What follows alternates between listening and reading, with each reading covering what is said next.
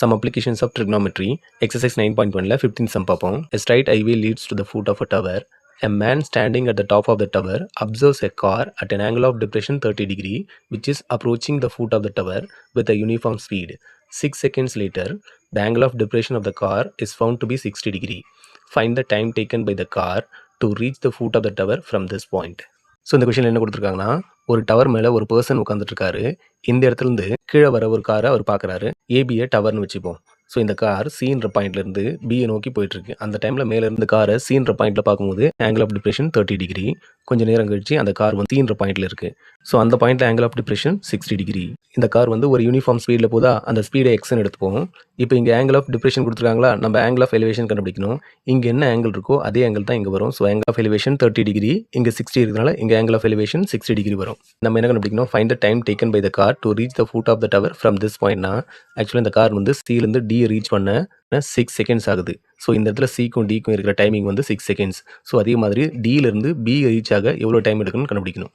So இதை கண்டுபிடிக்க time distance speed இந்த ரிலேஷனை யூஸ் பண்ணுவோம். Time is equal to distance by speed.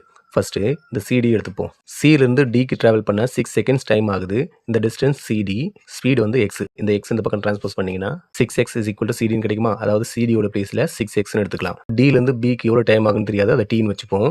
DP இந்த distance, x speed. So next ஸ்டெப்பில் இந்த எக்ஸ் இந்த பக்கம் ட்ரான்ஸ்போஸ் பண்ணிங்கன்னா டிஎக்ஸ் இஸ் ஈக்குவல் டு டிபின்னு கிடைக்குமா. ஸோ டிபியோட டிஸ்டன்ஸ் டிஎக்ஸ்ன்னு எடுத்துக்கலாம்.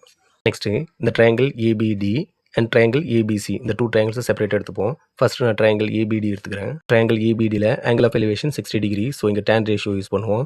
tan is equal to opposite side AB divided by adjacent side DB. இந்த ஹைட் ஆஃப் த டவர் ஏபியை ஹெச்னு வச்சுப்போம்.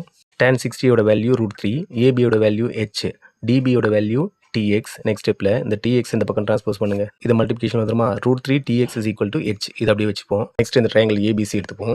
இதில் angle of elevation 30 degree, opposite side AB divided by adjacent side CB. tan 30 இதோட value 1/√3, ஏபியோட value h. இந்த சிபியை 6x + txன்னு எடுத்துக்கலாமா. Next ஸ்டெப்பில் இந்த 6x + tx இந்த பக்கம் ட்ரான்ஸ்போஸ் பண்ணுங்க. இந்த √3 இந்த பக்கம் ட்ரான்ஸ்போஸ் பண்ணுங்க. ட்ரான்ஸ்போஸ் பண்ணிங்கன்னா இது மல்டிபிகேஷன் வந்துருமா. இந்த √3 இங்கே மல்டிபிகேஷனில் போயிடும். h × √3 இந்த இடத்துல ஹெச்சோட வேல்யூ கண்டுபிடிச்சிருக்குமா. இது இந்த இடத்துல சப்ஸ்டியூட் பண்ணுங்க. சப்ஸ்டியூட் பண்ணிங்கன்னா √3 tx × √3 கிடைக்குமா. நெக்ஸ்ட்டு இதை மல்டிப்ளை பண்ணிங்கன்னா √3 × √3 3 கிடைக்குமா. So 3tx. இந்த இடத்துல 6x + tx இந்த எக்ஸை காமனாக வெளியே எடுத்திங்கன்னா x × 6 + t கிடைக்குமா. இந்த எக்ஸும் இந்த எக்ஸும் கேன்சல் பண்ணிங்கன்னா remaining 6 + t is equal to 3t. இந்த t இந்த பக்கம் ட்ரான்ஸ்போஸ் பண்ணிங்கன்னா இது மைனஸில் வந்துருமா. 3t - t 2t. நெக்ஸ்ட் ஸ்டெப்பில் இந்த 2 இந்த பக்கம் ட்ரான்ஸ்போஸ் பண்ணிங்கன்னா டிவிஷனில் வந்துருமா. இதை டிவைட் பண்ணிங்கன்னா t இஸ் ஈக்குவல் டு 3 கிடைக்குமா. therefore required time is equal to 3 seconds.